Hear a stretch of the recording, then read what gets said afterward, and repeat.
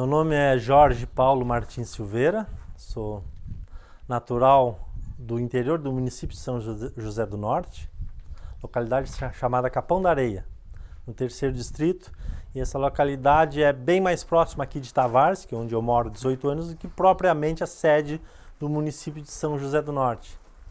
Talvez por isso já essa ligação, de muito tempo, essa ligação cultural com Tavares. Há 18 anos eu me casei e vim morar em Tavares, me casei com uma tavarense, de raízes aqui. E foi quando eu comecei a ter os primeiros contatos com a cultura local. Eu sempre, desde muito pequeno, participei e comecei minha vida cultural dentro dos CTGs, como acho que a maioria dos jovens daquela época. E lá começou a despertar a curiosidade também pela história, Começaram os concursos organizados pelo movimento tradicionalista gaúcho, e eu já com 17 anos concorri a peão farroupilha lá na minha região, pelo CTG Barreira do Norte, em São José do Norte, sede do até então meu município.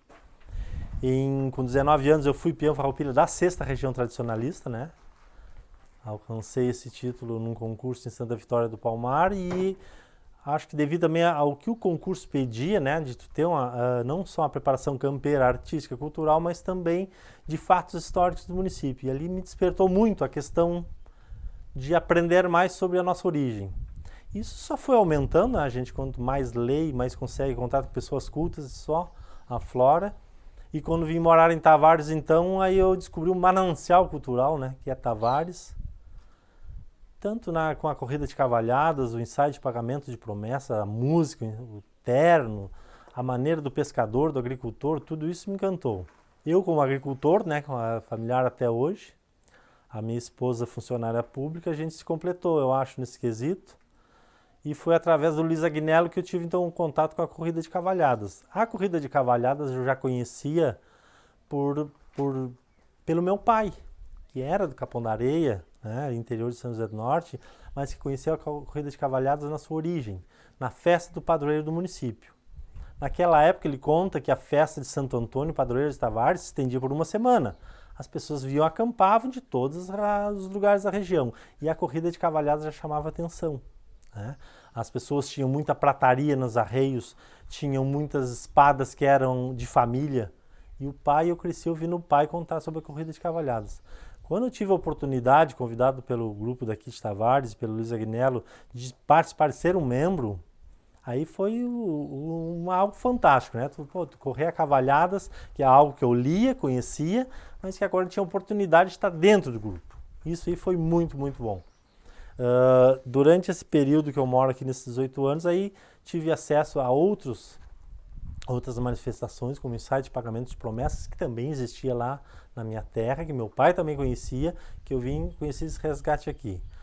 A corrida de cavalhadas entrou na minha vida através desse convite e com o passar do tempo surgiram também algumas oportunidades de aprendizado até como organizador. Eu fui funcionário público há alguns anos no município de Tavares e tinha essa parte de organização da corrida de cavalhadas durante o evento maior do município, que é a Expocasse. Ali foi uma experiência bárbara, de saber como funciona e como funciona a logística da corrida de cavalhadas. E também aprendendo, sempre buscando a parte teórica da origem da nossa corrida de cavalhadas.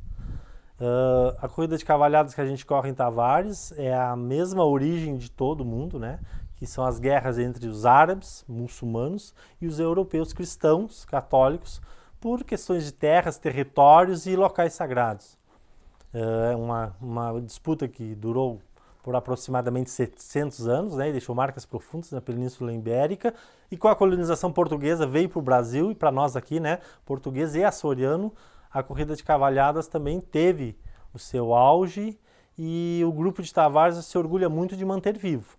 Apesar de todas as dificuldades, a gente tem um grupo formado, se estruturando e já há mais de 50 anos na região de Tavares correndo. Claro que enquanto Tavares pertenceu a Mostardas, havia uma mescla dos grupos, mas já desde sua emancipação que isso começou a se definir, e hoje o grupo é totalmente registrado como do município de Tavares e busca sempre se estruturar, aprender e levar e manter a tradição da corrida de cavalhadas, que no Brasil é cada vez mais rara. Nós temos esse problema grande da logística porque envolve armas verdadeiras, né? Uma munição de festim, mas envolve espadas verdadeiras. Então o corredor tem que ser muito responsável, né? Com o seu ato, com a sua atitude. Eles são escolhidos, alguns de forma quase que familiar, né? Um mais velho vai passando para algum descendente, ou também ingressa na corrida de cavalhados, como foi o meu caso, alguma pessoa que está envolvida com o movimento cultural, que é uma pessoa bem vista por toda a comunidade, que na vacância de algum corredor, tu consegue chegar a correr na fila, como nós chamamos. Muitos dos corredores começam como mascarados, né? Que é um dos personagens da corrida que não corre no exército, mas tem a participação fundamental, que é de alegrar o público, fazer a parte do personagem, que é obrigatório, né, na origem da corrida de cavalhados, uma parte de humor, de teatralidade e também de cuidar da nossa segurança do corredor. É o mascarado responsável por recolher todo o armamento na hora que a gente troca de armamento, as lanças de madeiras são trocadas pelas espadas, então o mascarado tem 1001 funções responsáveis e importantíssimas, além de entreter e animar o público enquanto do intervalo das escaramuças. A corrida de cavalhadas é uma encenação de uma guerra, né? Como a gente já falou um pouco antes, aquelas guerras medievais, né? Entre os árabes e os europeus católicos. São uma representação de 2 exércitos, né? Compostos de 12 soldados cada um, mais um bandeirinha de cada exército, que é quem leva o estandarte do seu exército, que é um menino de 7, 8, 10 anos de idade, que é extremamente hábil na montaria do cavalo, que faz toda a coreografia acompanhando os soldados adultos, levando o estandarte de cada exército. E também temos uma moça, né, que acompanha, uma moça jovem que acompanha, que representa a princesa Moura, a Floripa, que no decorrer da corrida de cavalhada vai ser sequestrada pelo embaixador cristão, convertida ao cristianismo e vai dar toda a sequência da guerra, que é a encenação que a gente faz. Nós temos como primeira parte a morte do espia, né? Que o espia é um dos mascarados, né? Que a função dele é ser o espião cristão, que vai espionar o exército moro antes do começo da batalha. O exército cristão está posicionado em frente à Igreja Católica, defendendo o catolicismo, e o espião sai e vai espionar o exército mouro. O guia, né, que para nós é o guia, que é quem conduz toda a coreografia das escaramuças, ele vai matar, depois de um combate, o espião, né? Eles vão combater de lança, de espada e de pistola, e ele vai levar 3 tiros e vai ser morto. E aí sim, então começa a guerra em retaliação à morte do espião cristão. As escaramuças sempre começam com a apresentação das lanças, né? A primeira arma de combate é com as lanças, depois se combate com o revólver, né? Tiro de festim, depois com a espada. Nós fazemos um total de 12 escaramuças, 12 coreografias, né? Sendo elas que a gente faz a entrada de rua, a gente faz o X de 4 filas, então tem a embaixada cristã. O que é a embaixada? É um momento em que o embaixador cristão e o embaixador mouro vão até o centro do campo de batalha e lá eles têm uma declamação pré-determinada, cada um defendendo a sua religião e seu exército. Nessa primeira embaixada cristã, o embaixador cristão é preso pelo embaixador mouro, que não aceita se converter ao catolicismo, e ele é preso dentro do castelo dos árabes. E nesse momento, quando recomeça a batalha com a escaramuça do castelo de Cruz, o embaixador cristão foge. Ele rapta a princesa Floripa, né? E leva para sua igreja católica na defesa do seu exército cristão. E a princesa então é convertida ao catolicismo, ela recebe a capa do embaixador cristão. Eu sou embaixador cristão, eu tiro a minha capa e passo para a princesa Moura, justamente para tapar a roupa dela, que é a roupa vermelha, com a lua crescente, símbolo do islamismo que ela traz pregada na sua roupa. A partir desse momento ela está convertida ao cristianismo e ela passa a acompanhar o exército cristão em toda a evolução da cavalhada. Aí continua-se a evolução do Castelo de Cruz, se faz a Embaixada Moura, uma segunda embaixada onde o embaixador já está liberto, já fugiu com a princesa, então ele vai agora intimar os mouros a se converterem ao catolicismo, serão exterminados, como diz na embaixada. Os mouros não aceitam, são escorraçados pelo cristão e recomeça a batalha. E aí recomeça as escaramuças, que cada uma tem uma coreografia pré-determinada, né? A gente faz a Bento Gonçalves, a gente faz a tomada do castelo, e aí na última escaramuça os mouros apeiam dos cavalos, tentam defender o seu castelo apeados, são vencidos e desarmados pelos cristãos.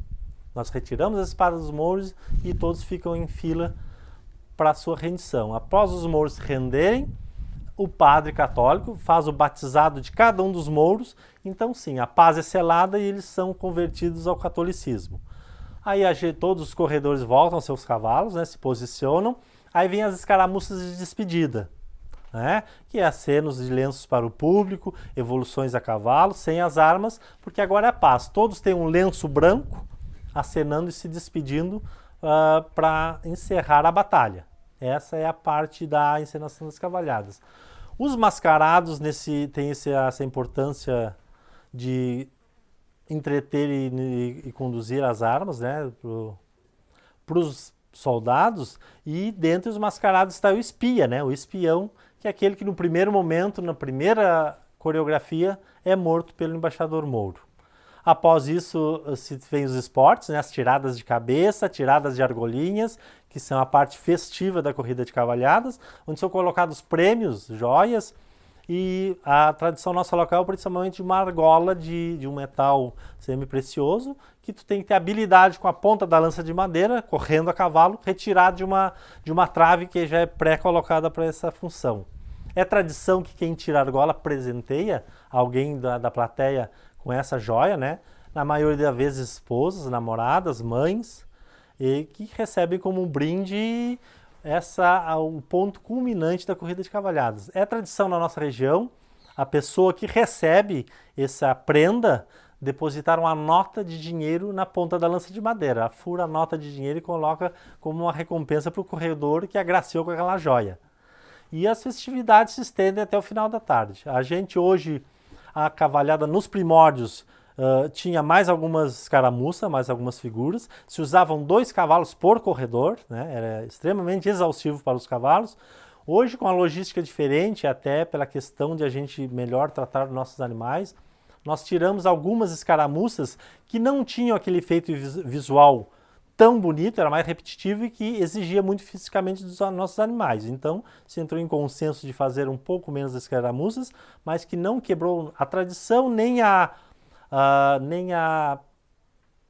parte de visual da corrida, né? Mas que temos também essa questão do bem-estar animal, também levamos em consideração. Temos a banda de música, que é imprescindível na corrida de cavalhadas. A banda de música tem que ter instrumentos de percussão, instrumentos de sopro.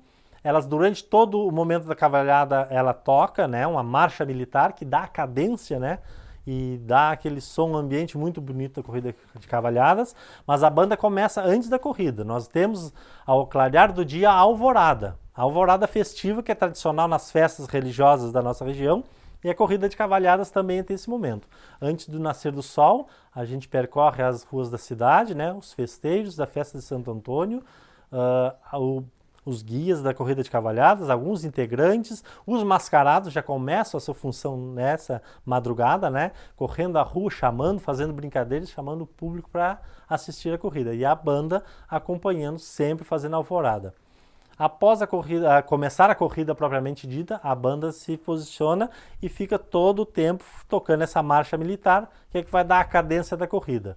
Durante os jogos, as tiradas de cabeça, a tirada de argolinhas principalmente, tem mais aquela parte quase cômica, que quando o corredor tira a argolinha na sua lança, ele leva uma salva de palmas e a banda toca aquele toque de festa. E quando ele não consegue tirar, é uma batida surda no bombo, né? Algo muito triste, e o povo ri muito porque ele não conseguia, aquele cavaleiro não conseguiu tirar a argolinha na sua corrida. Após o encerramento da corrida de cavalhadas, nas festas antigas, né, tinha a tradição do festeiro oferecer aos corredores um baile em homenagem aos corredores. Porque é uma apresentação que se faz espontaneamente, né? Ninguém ganha nada para isso, é uma cultura que vem de tradição familiar, né, e local, então cada um cuida do seu cavalo com as suas custas, né, toda a indumentária sempre foi feita de cada corredor. Então à noite o baile, que faz parte das festividades da festa de Santo Antônio, um baile em homenagem aos corredores. Os corredores entram logo em seguida do festeiro, dos estandartes, né? Em seguida, aquela argolinha que foi oferecida pelos festeiros aos corredores, aquela argolinha que o corredor tirou na evolução lá, cada um deles vai procurar a pessoa presenteada, que na grande da maioria das vezes são esposas, ou namoradas, ou até pretendentes, uma moça da plateia, ou no caso da princesa Floripa, um rapaz que ela almejasse, né?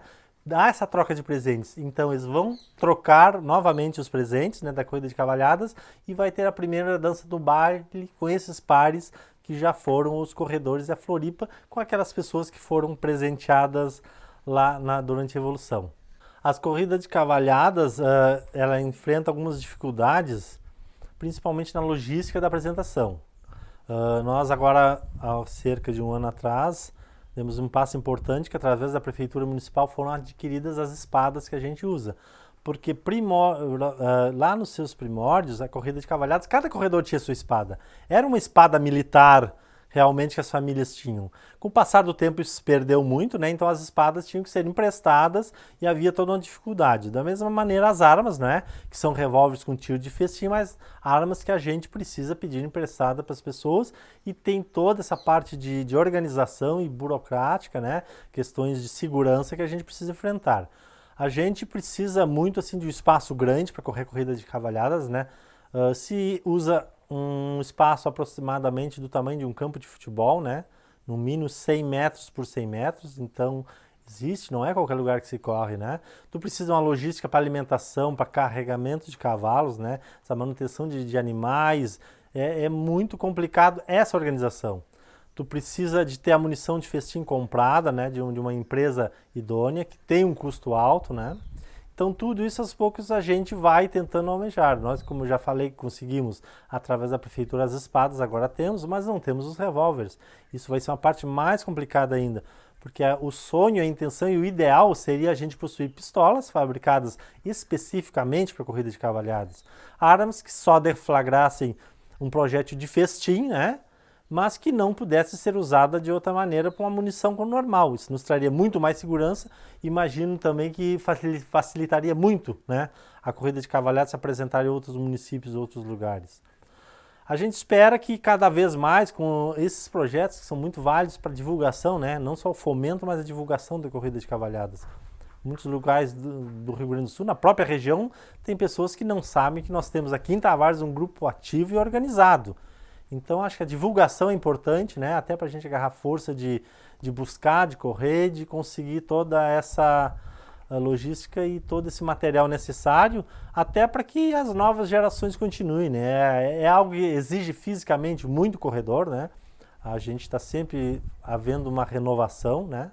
Os jovens estão sempre dispostos, e é a parte boa, nós não temos problemas de renovação, pelo contrário, a gente tem uma fila de espera enorme de interessados em ingressar na corrida de cavalhadas, isso é muito bom.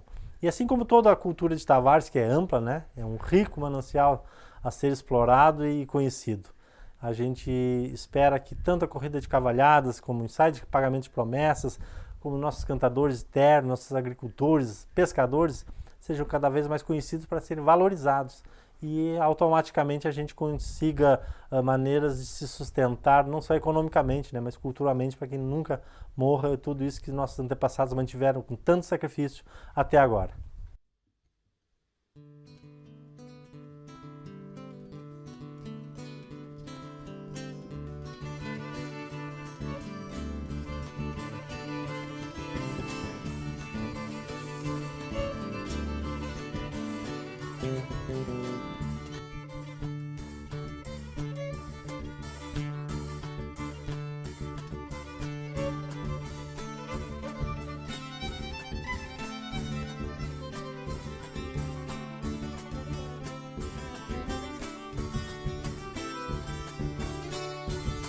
São burras escondidas nessas terras quilombolas, lugar de mar e lagoa, onde o tempo pelo tempo se perdeu.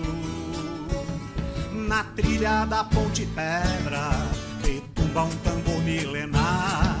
Na trilha da Ponte Pedra, retumba um tambor milenar. Segredos, segredos, peixeira, há promessas em seu cantar. No quilombo dos peixeira, há promessas.